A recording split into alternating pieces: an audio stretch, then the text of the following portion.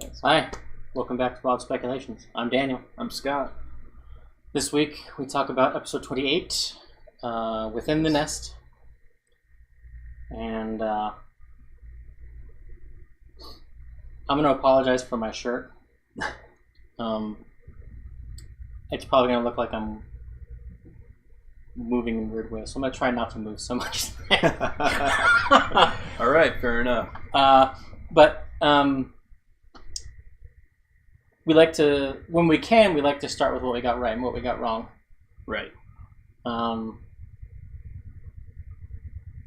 Totally got wrong Taliesin playing a cleric.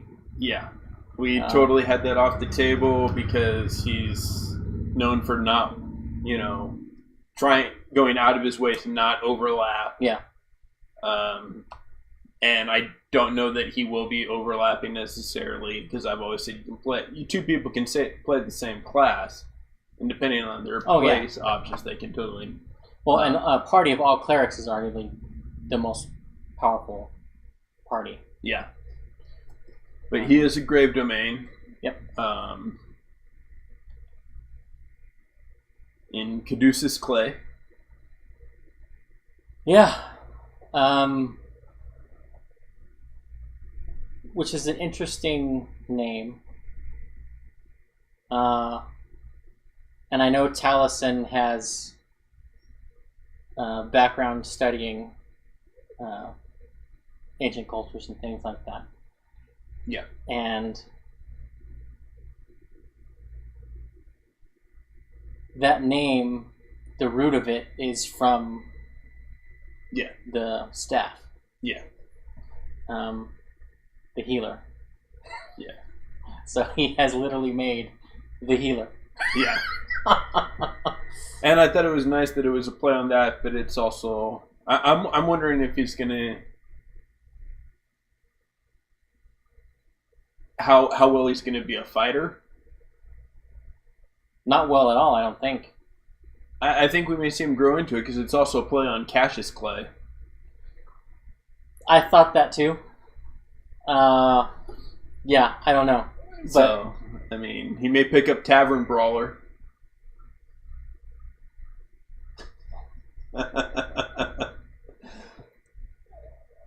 Yeah, it would be amusing if he did that, but I don't see him going that way. I don't either, but I thought it would be... With a +0 strength modifier, he's... True. If he had Jester strength, maybe. And then, of course, I joked with you before stream. Do you think the reason why Caduceus makes tea of dead people is because Mollymock's last name is Tea Leaf and he's now dead? Little nod to previous character. Yeah, and I hadn't thought about that. But I think that's something Taliesin would do. Yeah. That was the first thing I thought when he went and got, they used to be textile people, but they make great tea now. That was a funny interaction. And I really think that he picked that name because it was one of them that Bo had read. Because it was the one elven name that she read. Was who he went and got and made the tea for them. Oh. Well. And I think he pulled that name out specifically because she had just read the name and he was trying to make a little connection there. No. No? Okay. I think Matt and Taliesin discussed who was buried in this cemetery. Okay. Because when Matt gave them the foreshadowing of the crazy old guy that lives out in the woods, the family it was described as a family plot. Okay. That elven family and the surrounding the clan probably is going to be important. Okay. For the pre-cataclysm makeup of the area. Okay. I missed that it was a family plot. Yeah. Because that was one area that I wanted to speculate tonight. Okay. Is what that plot means. Okay. In the grand scheme of what we've talked about previously. The Tarask, the corruption of land. Betrayer gods. Yeah. And also the fact the mountain being looked like it was torn open. Yeah. For that past to be formed. No, I don't know if Matt had this location already in the world, or if this was a Whitestone sort of a situation where Taliesin thought up this character, did the backstory, and to put him close by, they needed X, Y, and Z thing to be here. Gotcha. And it's going to be important later because Taliesin said, or Caduceus said, I do want something, but I'll ask for it later. Yeah. I have something in mind, but... Yeah. And I think it's in regards to what his entire family has, in theory, died trying to do. Gotcha. Which is to fix the land. Yeah.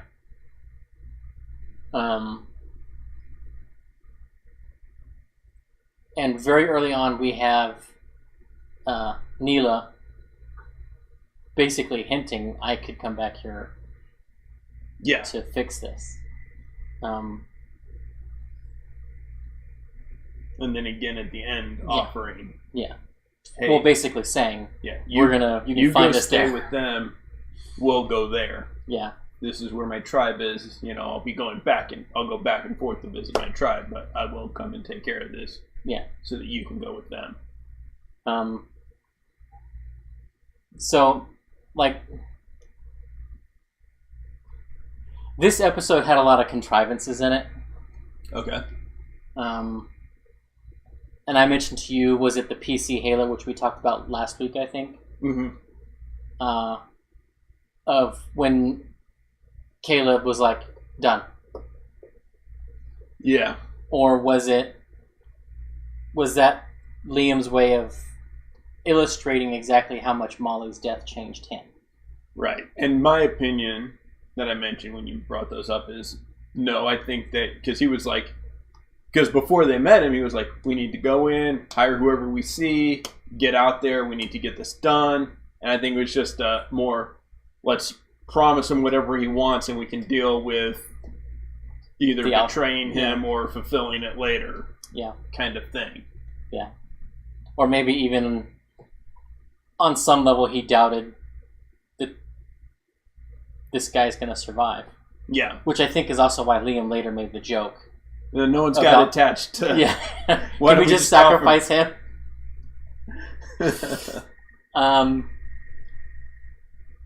So I think that may have... You might be right that was the way that Liam was playing Caleb in that moment. Mm-hmm. That promise him whatever he wants. We can do it or not later. Well, and here's part of the reason I think that is... and I think it might be partially because of Molly's death.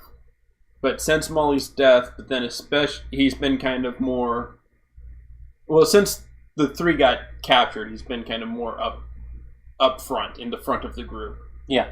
But... Well, and like last week, super excited to see him be face. Yeah. That scene with Ophelia. And then after Molly's death, he just said, out and out, I'm the de facto leader, pretty much. Yeah, well, and especially he kind of took the role, because kind of in the beginning, Ford was kind of seen as the leader, and he used Caleb as a counsel. Yeah.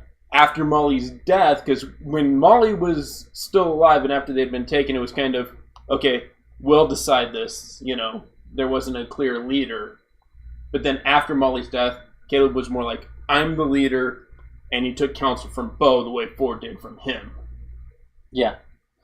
But then when he burns the barbarian in this week's episode, and he makes the save for the first time, making the save, he gets very aggressive, very fact of the matter. We see the old, which Liam has said, Caleb used to be lawful evil. We see that take charge. This is how pinpoint leadership that I think was from that character.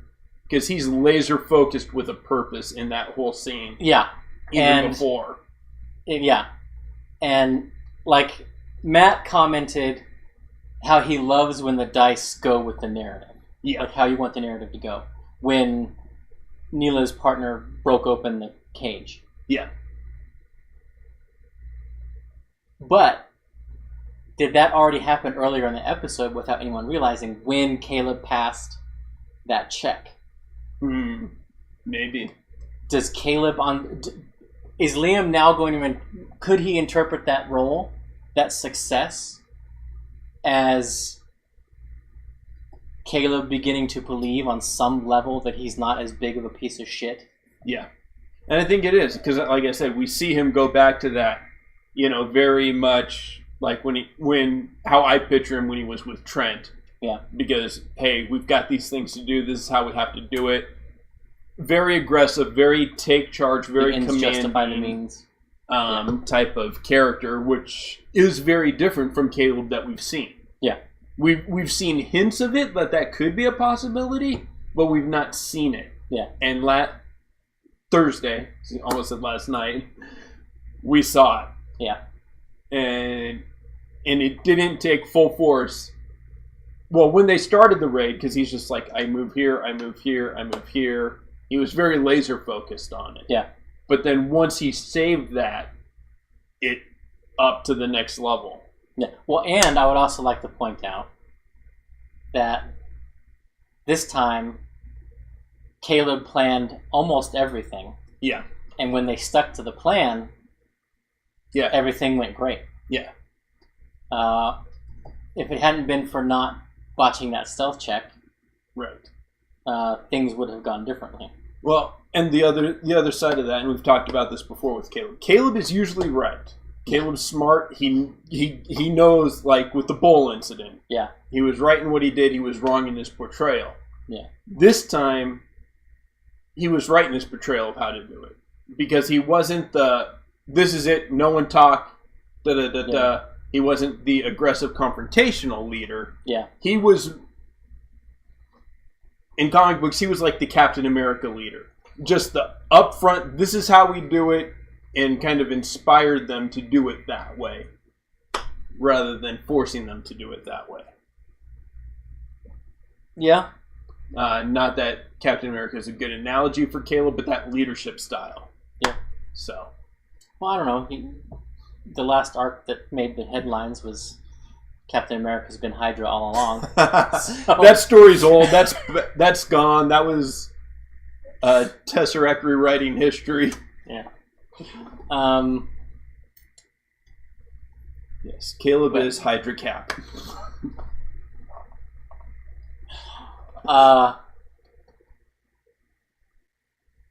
So yeah, what else did we sort of get right? I'm trying to think.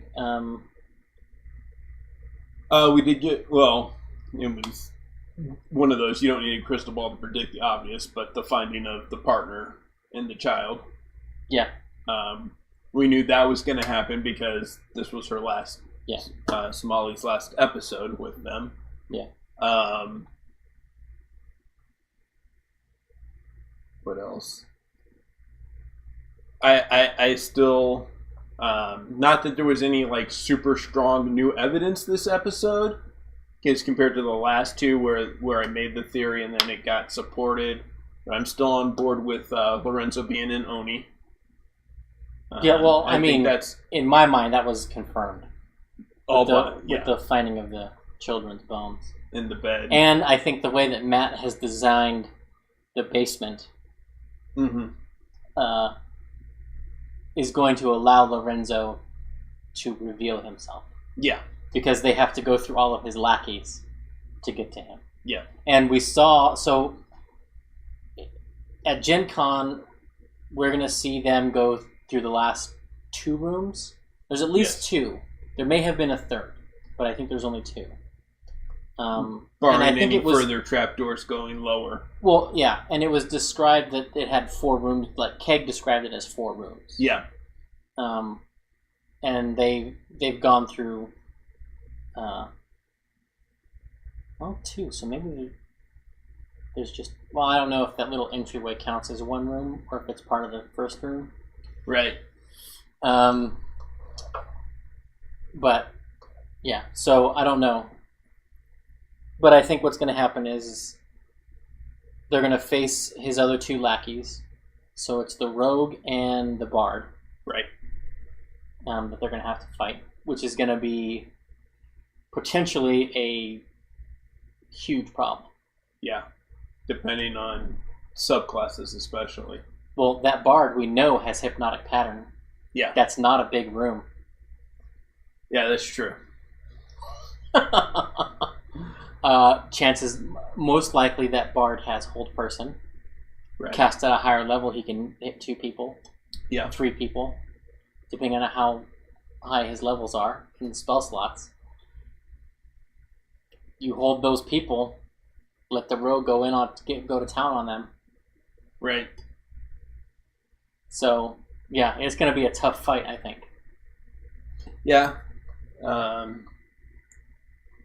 think that I don't know.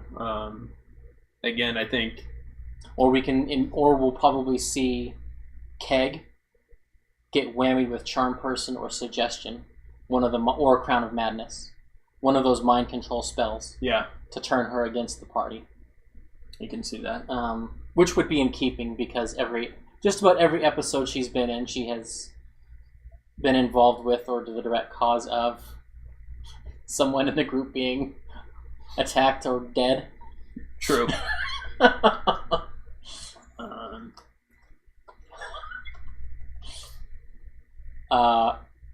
So, what do you...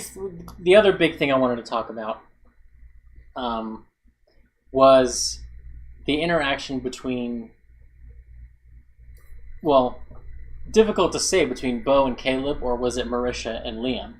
Okay. Over turning Frumpkin into a spider. I don't know where that line... I think it started out as Marisha and Liam, but they worked it into the narrative to become Bo and Caleb. I'll buy that. I think the initial reaction was Marisha. Yeah. And Caleb and Liam started in as Caleb, so she took it to Bo. That's true. Yeah.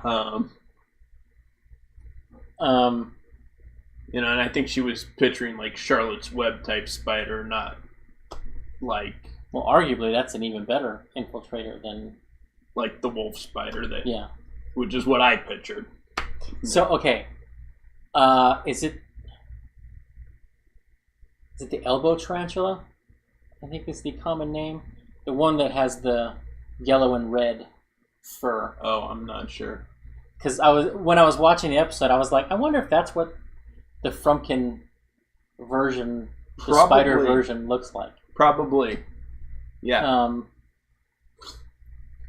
I mean, they haven't described the owl as being, the same sort of orangey red. But most there are owl species that have that coloration. Yeah.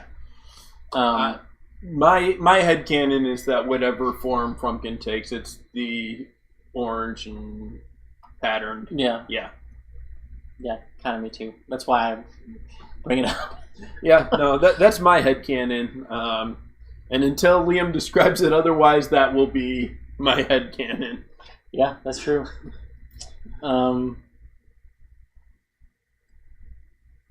So yeah, we had the argument between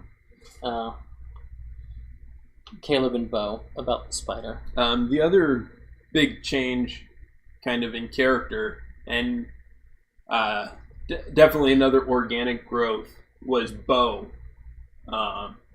And I think this was an effect of Molly dying and how hard she took that and their conversation beforehand and stuff. But rather than asking Neela to stick with them and help them, because, Neela's got some good spells. She still has that Call Lightning, Yeah.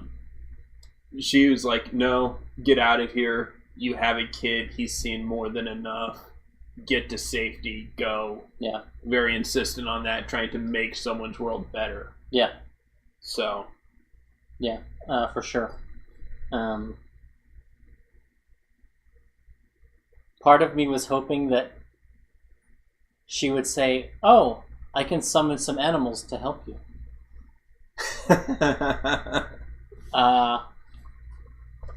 And maybe that will be in Matt's back pocket if things go bad and he needs to avoid a TPK in front of a live studio audience.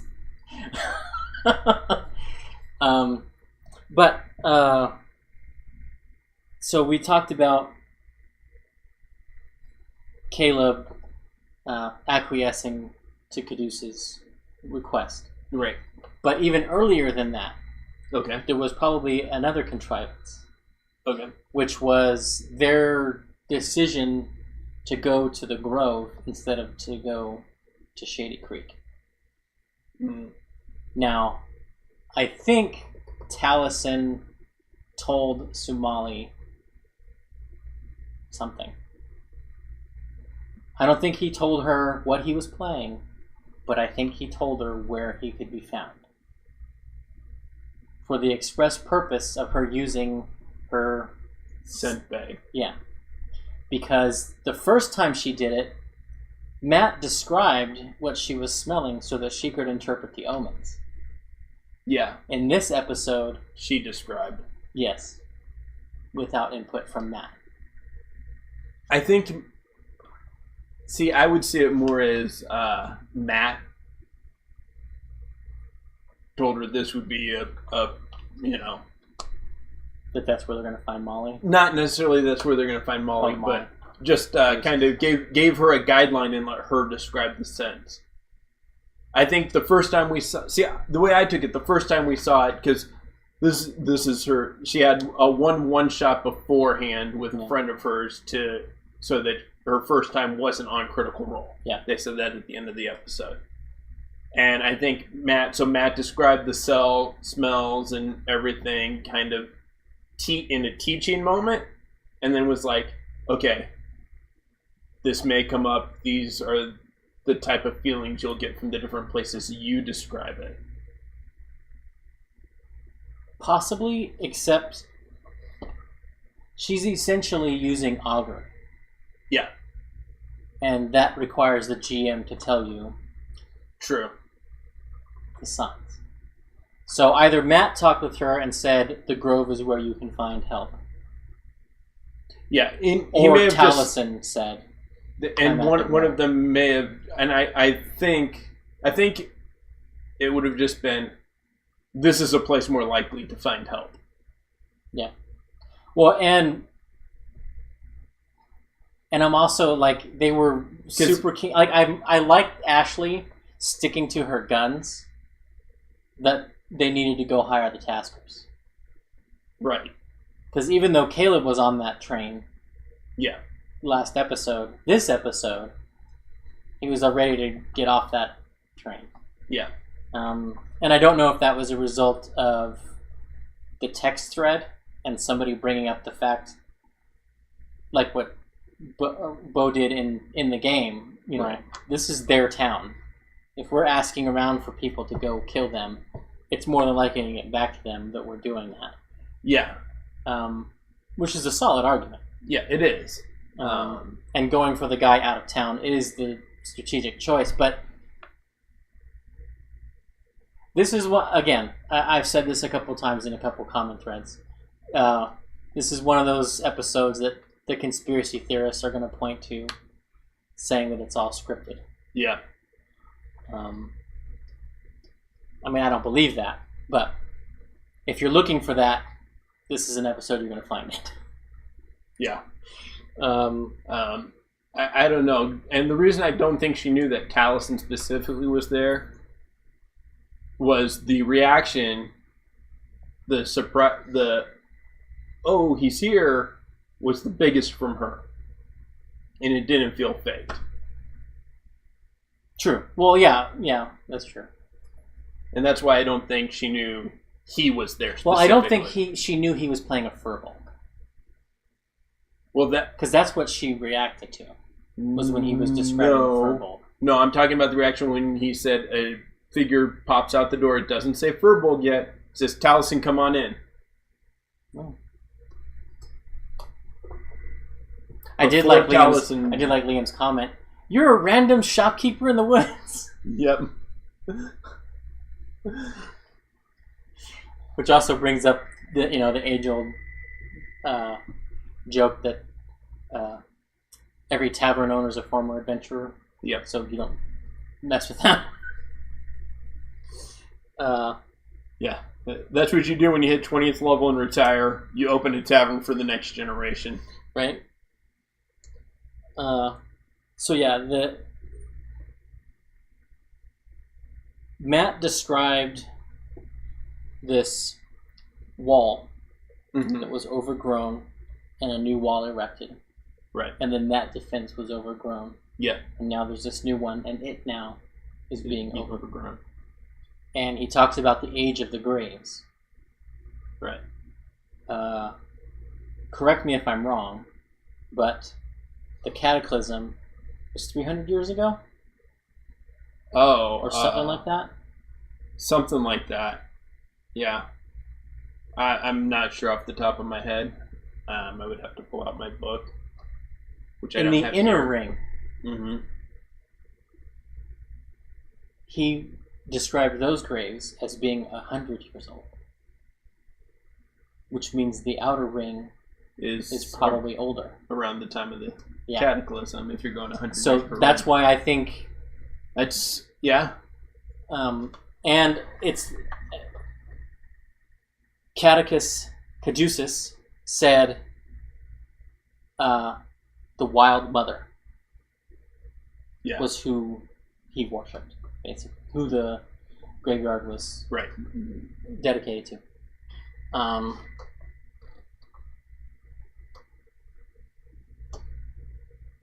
Is that... I don't remember that being a god detailed. I don't either. But again, I would have to... So my brain was sort of going with that, and like Melora is a goddess that I can think of.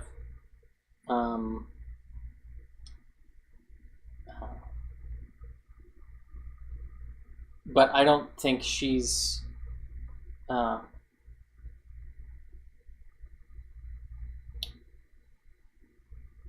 don't think she would be grave domain. She's more nature than grave.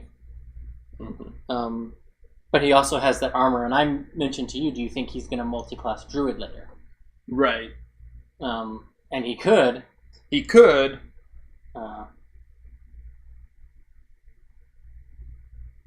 But I don't know. And like, the picture to me looks almost like enameled iron or steel. But the description was more... Was chitinous. Yeah. And we've had this discussion with Alex, who always tried to get to be in plate mail. Yes. As a druid using Umber Hulk or Oncade insect plates, basically. So that's why I sort of was like, it could be where he's going. Yeah.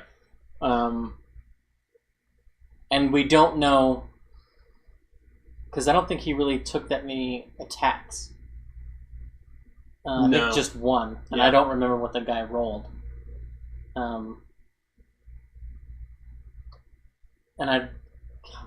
Yeah, he hit with the staff. Well, I'm just trying to think of his armor class to try to reverse engineer it. Is it the breastplate like you thought? Is it half plate like I think? Right. Or is it just hide? Or a magical hide armor? Yeah. But the important thing of the beetle is the scarab. Yeah. My main argument for breastplate is when he rolled stealth, he didn't roll disadvantage. True. Yeah. So unless his feat is the medium armor mastery, it's not half plate. Of course, if he has that, then he has... I don't know. I don't remember I'm sure they showed his character sheet, but I don't remember off the top of my head. They did. But yeah. So yeah, you're probably right. Or it could just be also, it is easily possible that Taliesin forgot to have to give disadvantage. That's true. Because it's one of those things that you have to be looking at the equipment list. Yeah. Usually to remember. Yeah, because about a third, maybe half of the mediums give disadvantage, and the other don't. Yeah. Well,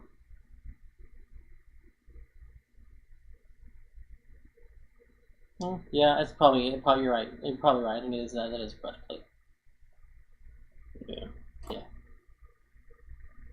Yeah.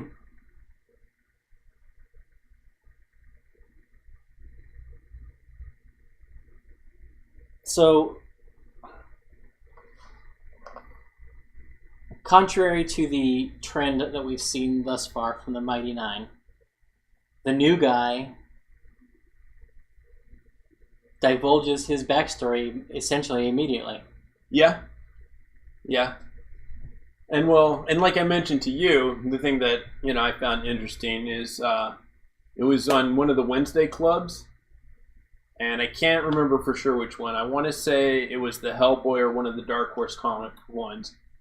But he was talking about different types of character, personality types, and kind of got to D&D a little bit, but he was talking about just the genuine, grounded, nice guy that's willing to help people out is hardly ever played anymore. Yeah. And that's kind of what he's playing. Yeah. With a dash of the dude. Yeah.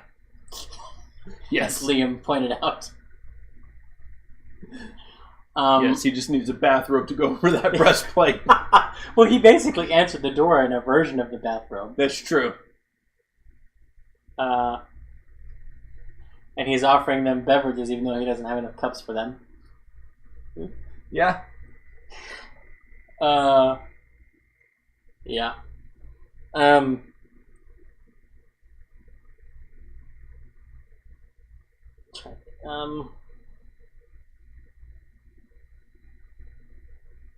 I love the interaction between Neela and Caduceus when she's like, "Oh, you just have to."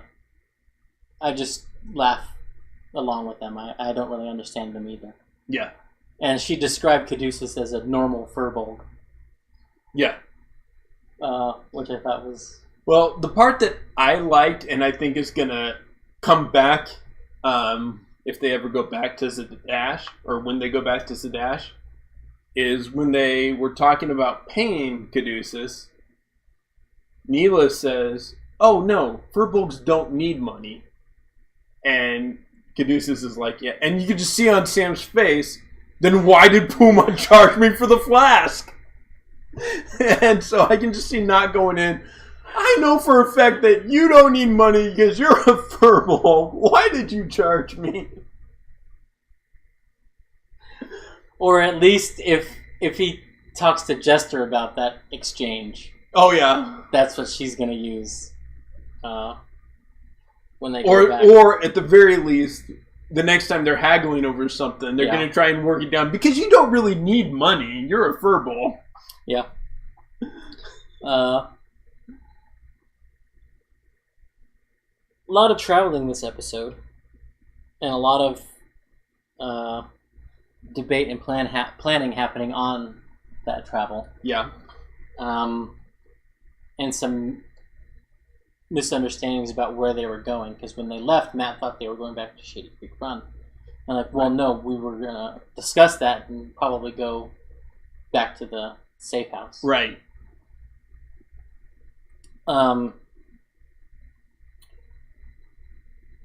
They avoided a random encounter on the way there, and Matt didn't really make a check for one on the way to the safe house again. Right.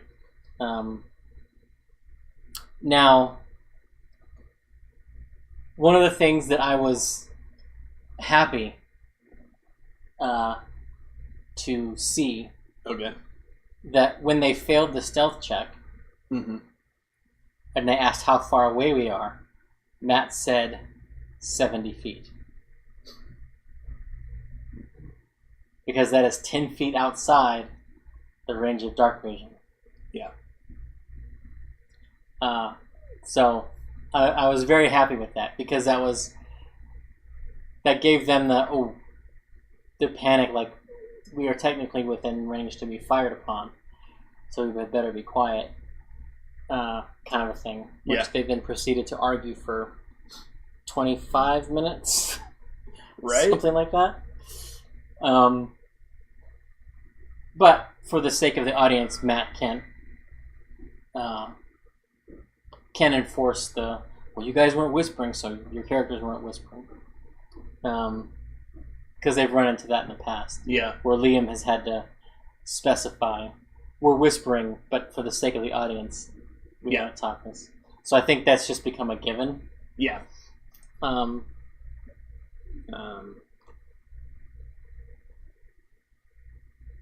Yeah. And yeah, so last episode, I counted out about like 7 scenes. Okay. And this one was only 4, and one of them was the after the break. Was the assault. I count that as one scene rather than the first floor is one scene. Right. Right.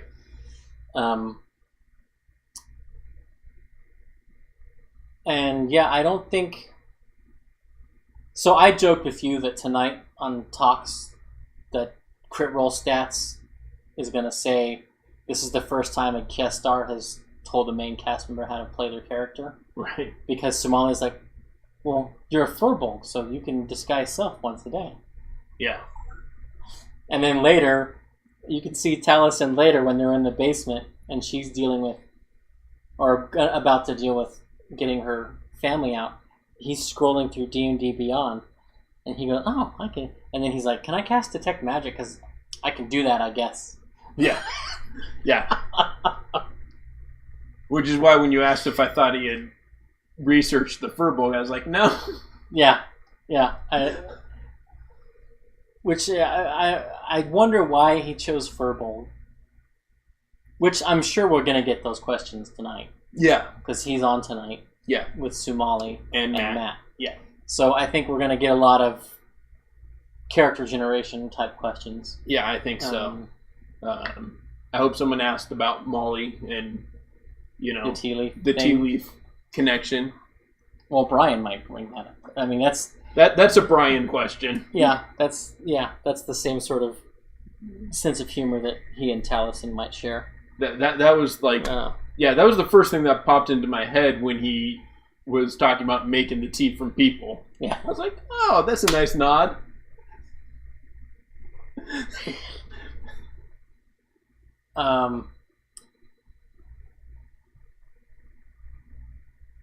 So yeah,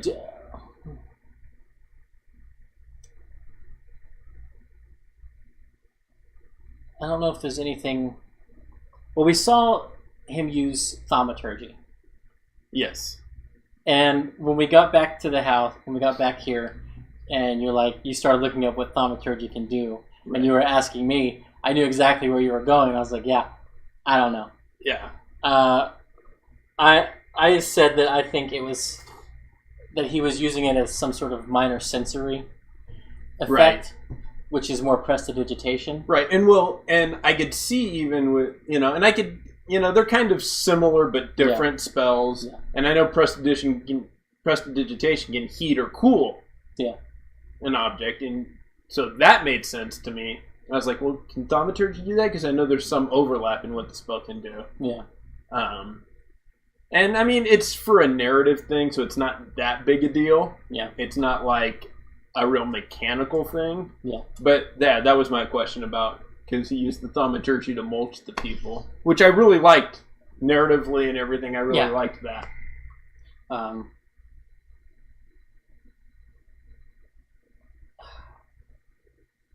Do you think he has Spare the Dying? Yes, because he's a grave. Oh, grave domain. Yeah, they can do it. They have 30 it feet. at 30. Yeah, they get it as a class feature and can do it at 30 feet away. Yeah, that's a domain spell. I'm stupid. Well, yes and no.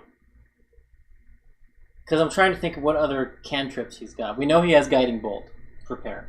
Because he said that was his ranged attack. Yes. We know he has Healing Word.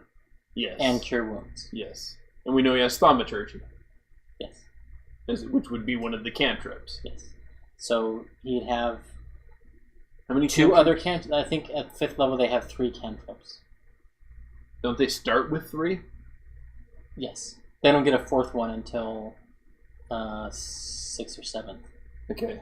Well, and he'll actually have 4 because with the Grave Domain, you get Spare the Dying in addition to. Yeah, it doesn't count. Yeah. Well, when he said I've got insects as far as a thing, I was thinking the Infestation cantrip was what he had. Yeah. Which would also make sense for the whole graveyard thing. Yeah. So I assumed that was one of them. I forgot he said that. Yeah. He didn't say Infestation per se. Yeah. But he talked about having insects. Yeah. So if he's got Thaumaturgy, Infestation. He can prepare 9 spells. I think. Is his wisdom plus? Oh yeah, he has a 20 wisdom. He has a 20 wisdom 5th level. Yeah, he can prepare 10 spells. 10 spells. Which we've only been able to identify 3. And they're not attack spells that he's got.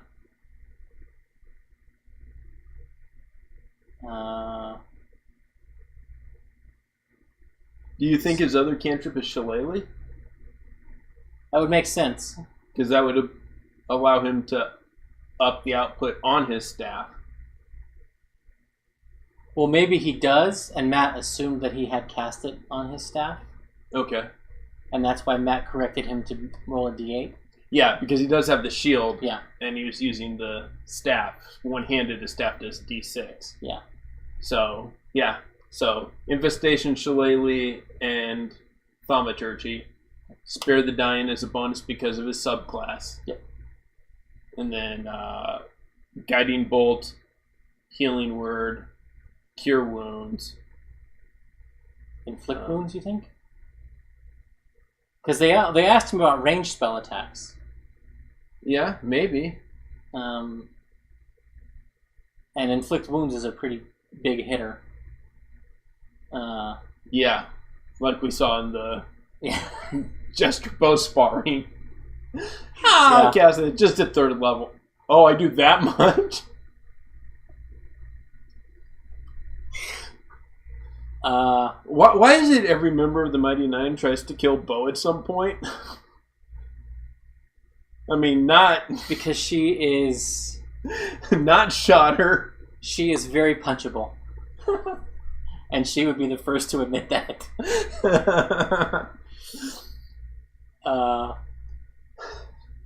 But yes, that whole thing was pretty cool. We want to test him.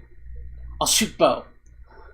She catches it, but you roll the natural 20, so it fires immediately. Yeah, that's good. I miss. A bonus action shooter. That's a 20. She caught it. That was cool. But my gun shoots again. Yeah. And then Bo's response, "This is mine now." That was a killing blow. Okay, 2 things. First, that was cool. 2, do your thing.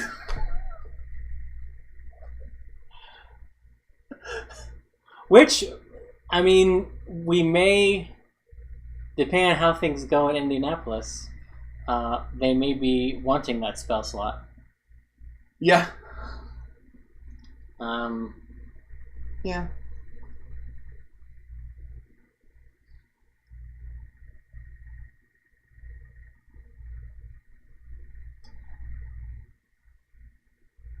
He was looking for using Detect Magic racially. Do you think Dispel Magic is a spell that he has prepared? Possibly. Because I mean, why look for it if you don't have a way to get around it? Yeah. Yeah, I can see that. Clerics don't get counterspell because that's an arcane Right. spell. But dispel is either. Yeah.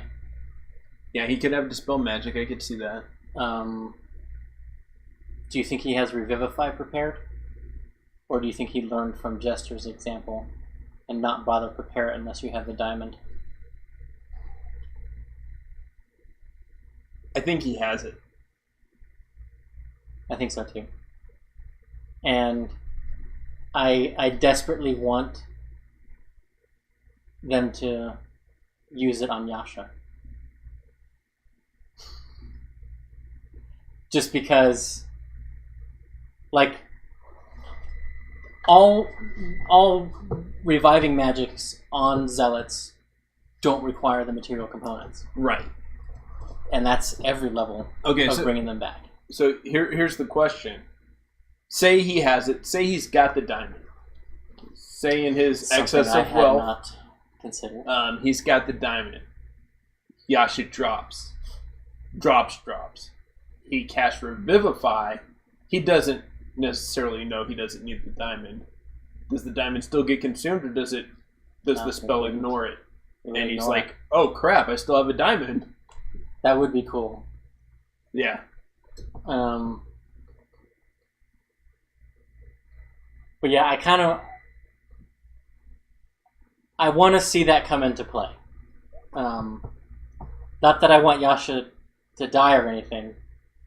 Right. Even though that's sort of a component of that. Well, you don't want her to die permanently. Yes. You want her to die long enough to have Revivify cast on her. Yes. And for the material component cost to be ignored. Because I think... So Matt has the resurrection rules in place. And every time you die, it gets harder. Right. I want to see how Matt deals with that with the Zealot. And I kind of want to see, from a narrative perspective, for that to come into play. For them to think that they have killed this enemy of theirs. For her to come back. Yeah. Especially once Trent and his ilk become the focus of the campaign. Yeah. Yeah, I mean, it's a huge...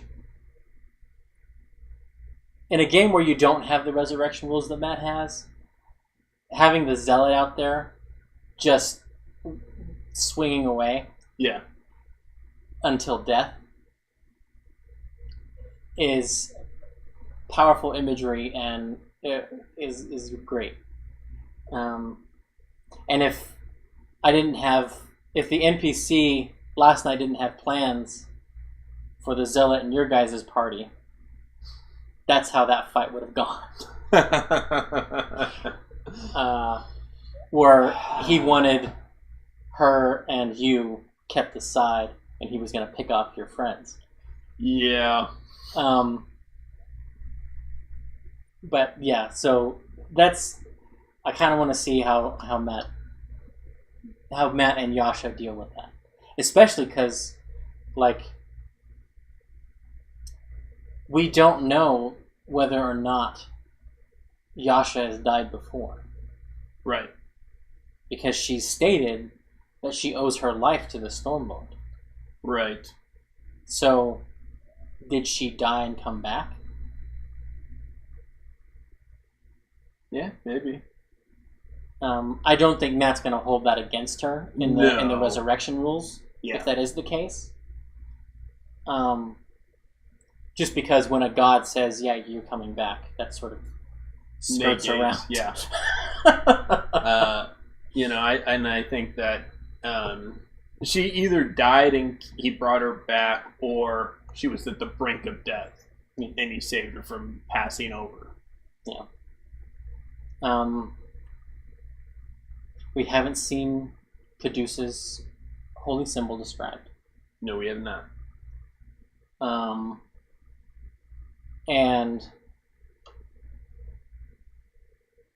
I noticed that Taliesin he hasn't worked out the way he's going to be casting. Yeah. Where Liam came to the table with it, all done. He's got his. I think he has notes of what he needs and how he's going to do every spell that he's got written down. And Sam picked up on that and ran with it because Caleb taught him. Yeah, her, and he incorporated that. Jester has never really done that, right? And Taliesin and Ford hasn't really done that. No, but I think Ford is getting around it because the Hexblade's pact weapon is their arcane focus, right? Which negates the need for components. Yeah. Right, and I think so. And you've also got the argument that it's two different types of magic. Yeah. I mean, Not and Caleb have the learned book study magic. Yeah, that's true. Ford, it was gifted him by his patron. Jester, Caduceus, it was given by their deity, their faith in their deity. Yeah. Well, I mean, they did have the narrative component of how his cure wounds works.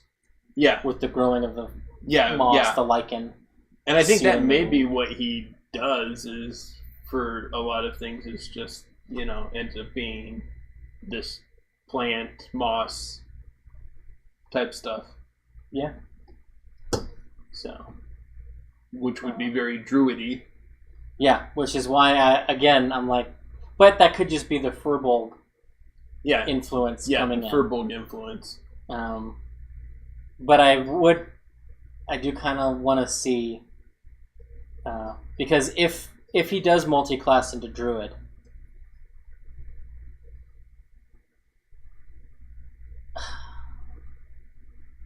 I don't know if he'll go. We haven't seen enough of him to know if he would do that, if it would be Moon Druid or Land. I would lean toward Land. Yeah. Just because of where he's from and what his family's mission is. Yeah, definitely. But that would give him a... I could see him going either Land or Circle of Dreams. The healing focused. Yeah. But Land would give him more power because of the Druid, the Circle of Land's version of Arcane Recovery. Yeah. Where they can recover half of their Druid level and spell slots. Yeah. And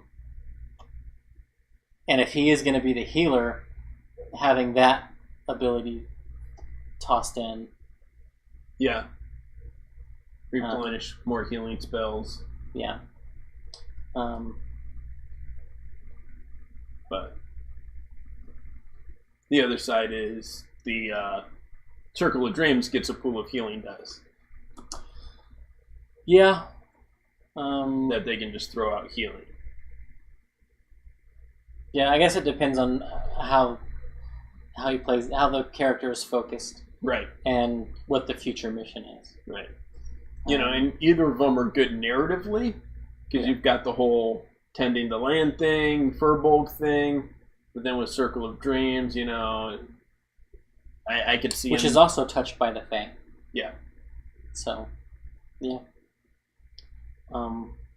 So, last few minutes. All right. The land is poisoned. Continue. That's a continuing theme. Right. And Caduceus' story is going to involve them coming back north at some point. Yeah. Possibly to get some key to defeat the Drohassians. Mm-hmm.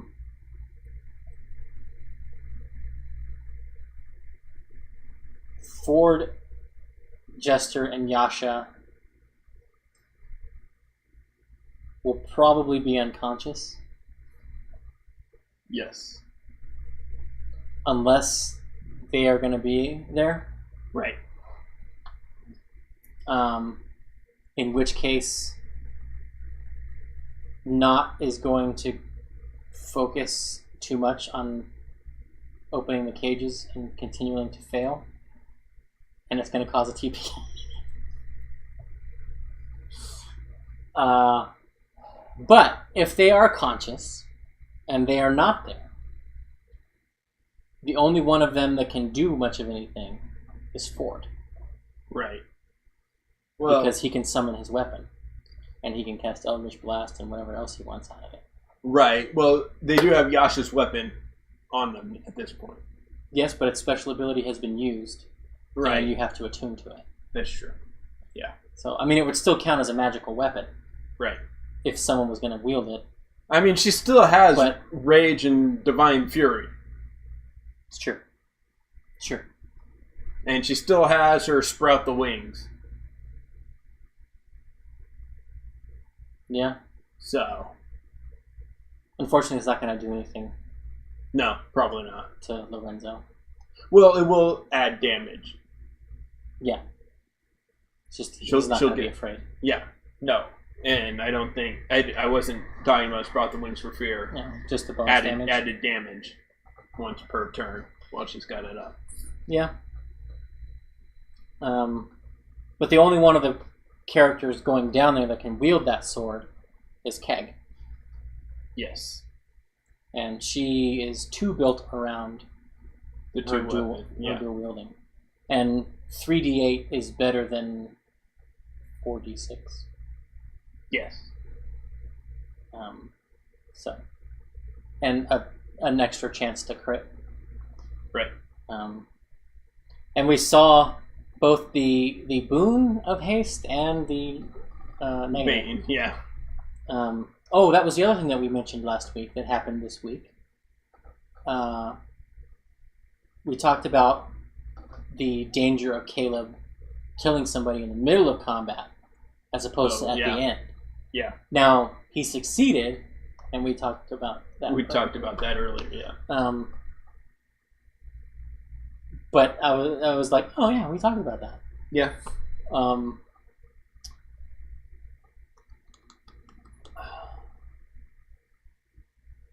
Depending on how the fight with the Bard and Rogue goes, will determine how the fight with Lorenzo goes. Yes. Yes. If they have to expend too many resources on the Bard and Rogue. Yeah. And I think... So... I think Matt... Because thus far, he has allowed them to not aggro the next room, as it were. Okay, yeah. The next room occupants are not coming into this one. Right. He's allowing this scene to play out and move to the next scene. And that could be, you have your orders to stay here. Don't attack until they get this far. Yeah. But I think Lorenzo might break that. Depending on how that fight's going. Because either Lorenzo comes in and just blasts them with that cone of cold, capturing his own men in it, or as they're coming down the hallway, he makes them make the save.